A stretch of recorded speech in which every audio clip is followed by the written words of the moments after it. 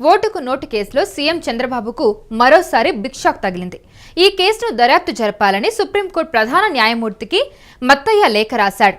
అయితే ఓటుకు నోటు కేసులో చంద్రబాబు ప్రోత్సహించారని, అందుకు తప్పు చేయాల్సి వచ్చిందని ఆ లేఖలో పేర్కొన్నారు.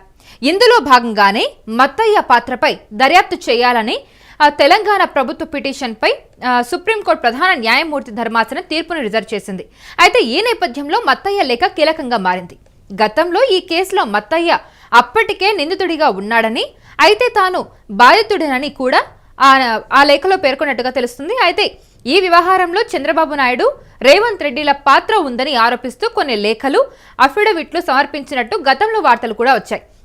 అలాగే ఓటుకు నోటు కేసులో మత్తయ్య ఆరోపణలు చేసినప్పటికీ ఆ తర్వాత సుప్రీంకోర్టులో వైఎస్ఆర్సీపీ నేత ఆళ్ల రామకృష్ణారెడ్డి దాఖలు చేసిన పిటిషన్లను సుప్రీంకోర్టు కొట్టివేసింది. అంతేకాకుండా రాజకీయ కక్షల కోసం కోర్టులను వేదికగా చేసుకోవద్దని, ఈ కేసులో జోక్యం చేసుకోవడానికి ఎలాంటి ఆధారాలు లేవని స్పష్టం చేసింది.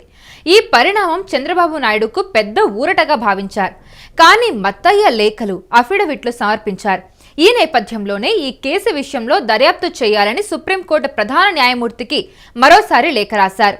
ఇదిలా ఉండగా తెలుగు రాష్ట్రాల్లో సంచలనం సృష్టించిన కేసుల్లో ఓటుకు నోటు కేసు ఒకటి. 2015లో తెలంగాణ శాసనమండలి ఎన్నికల సమయంలో ఈ కేసు వెలుగులోకి వచ్చింది.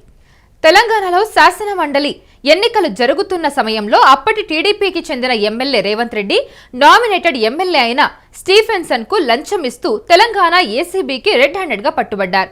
అయితే టీడీపీ తరపున ఎమ్మెల్సీగా పోటీ చేస్తున్న వేం నరేందర్ రెడ్డికి ఓటు వేయమని స్టీఫెన్సన్ ను కోరారు. దీనికోసం 50 లక్షల నగదు లంచంగా ఇవ్వగా ఆ మొత్తం వీడియోలో రికార్డ్ అయింది.